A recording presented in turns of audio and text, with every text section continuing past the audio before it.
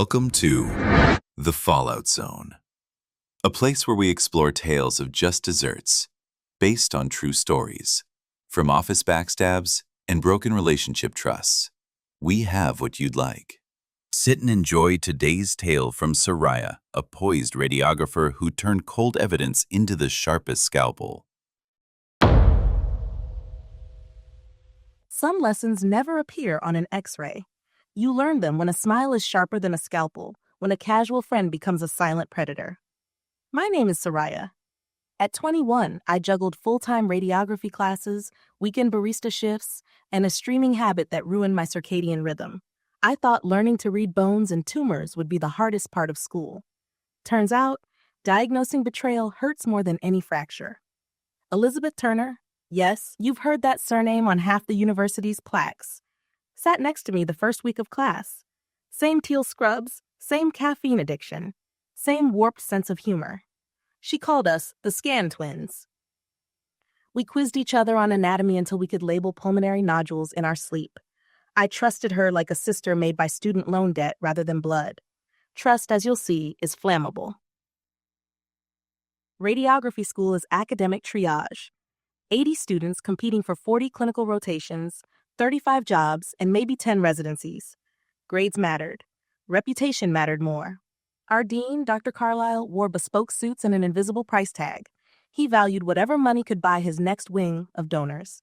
Elizabeth's family donated an entire imaging lab. Mine donated exactly one hopeful scholarship kid, me. Outside class, we were inseparable. She crashed study nights at my shoebox apartment, complimented my thrift store decor, and borrowed my kettle to make artisan tea I could never pronounce. I met her parents once, polished smiles, call us Linda and John, the type who treat generosity like a subtle billboard. They called me charming. I mistook that for safe. Mid-semester, during a 10-minute hallway break, an upper-class debate club pushed political flyers into our hands. I rolled my eyes, joked, "We heal bodies, we don't legislate them." Elizabeth laughed, then saw Professor Grant approaching. Professor Grant was an outspoken advocate on that very issue. Elizabeth froze, tossed the flyer, and I muttered, "Some people weaponize outrage for extra credit." That single sentence detonated my semester. Within the hour, Dr. Carlisle summoned me. Folded arms, tight smile. He claimed multiple complaints accused me of harassment and creating an unsafe learning space. Elizabeth's tear-stained statement lay on his mahogany desk. She said I'd mocked her beliefs, belittled her activism, and threatened her academic future. The dean's verdict: a formal behavioral warning, one more strike, and expulsion. News metastasized overnight. Lab partners suddenly remembered other appointments. My name disappeared from group project spreadsheets. The campus cafe where I pulled espresso shots filled with classmates who looked through me like lead shielding. Rumors spread that I hacked Elizabeth's study files, that I sabotaged her quiz grades, that I laughed at patient x-rays. Clinic supervisors whispered. One rotation coordinator reduced my hours pending review, which meant fewer chances to impress hospitals hiring grads. My scholarship advisor suggested sensitivity training. I felt like an exposed film plate. Every flaw, every insecurity burned in high contrast.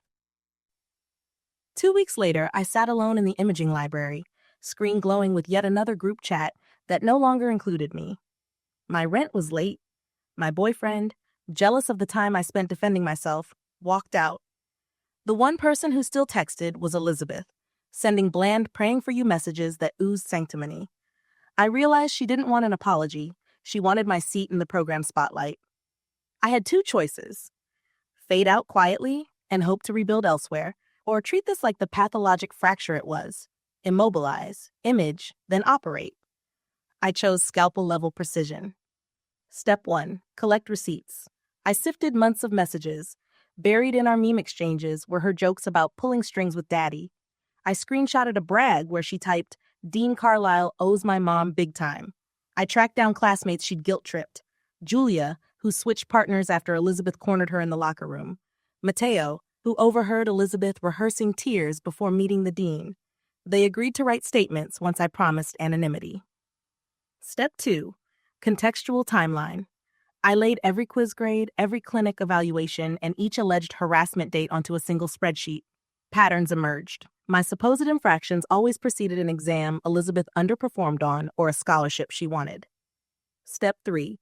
Controlled detonation. The student portal hosted a class forum meant for study guides. I posted a 12-page PDF titled Transparency Over Optics. Names redacted, except hers. Evidence first, commentary last. Final slide, truth doesn't need volume, just light. The forum melted. Within an hour, my inbox flooded. Half apologies, half stunned silence. Someone leaked the PDF to the senior cohort. They forwarded it to adjunct faculty. By sunset, Dr. Carlisle scheduled an emergency town hall. Elizabeth arrived late, eyes already damp. She tried the same tremble lip speech. This time, even the tissues looked bored. Faculty launched a review panel. They couldn't expel the dean's darling without litigation, but they issued a formal reprimand that followed her permanent record like a ghost note. More importantly, the social current flipped. Study groups re-invited me. Julia offered her color-coded anatomy notes. Even Professor Grant, the activism advocate, told me privately, courage loves receipts. I didn't grandstand. I took back my clinical hours, aced finals, and accepted a coveted trauma imaging internship. Elizabeth? She transferred rotations to another hospital an hour away. We passed each other exactly once. Elevator doors sliding like theater curtains. I nodded. She stared at the floor numbers. Silent credits rolling on our friendship. Summer after graduation, I heard she scraped by the board exam on her second attempt. I passed top 10%. But revenge wasn't the grade. It was the silence that followed. A calm workspace where nobody questioned my credentials again. Flash forward a decade. I'm lead radiographer at St. Augustine Hospital. Same sarcasm, upgraded coffee machine. Tuesday, 10:07 a.m., HR pings me. Reference call for Elizabeth Turner. She listed you as direct supervisor and peer. My pulse spiked, fight or flight muscle memory, but curiosity won. I answered. HR rep asked about technical competency, teamwork, patient rapport. Elizabeth was skilled. Talent was never her problem. Character was. The rep never asked about that.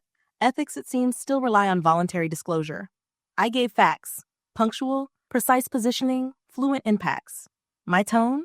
Neutral as a lead apron. Days later, she started in CT across the hall. First lunch break, we shared a table in the staff lounge. Years evaporated between the hum of vending machines. She thanked me for the reference. I shrugged. Everyone deserves a clean image. She smiled, softer, edges dulled by time. Maybe regret, maybe relief. Working together was fine, professional. We exchanged shift reports, not secrets. One night after a pediatric trauma case, she lingered and said, I never apologized. I told her apology requires two things, ownership and change. She nodded. We left it there, unfinished but unbleeding. Do I regret exposing her? No. Truth is a sterile field. You protect it or infection spreads. Do I regret helping her later? Also no. Mercy is a different tool. It cuts scar tissue so healing can begin.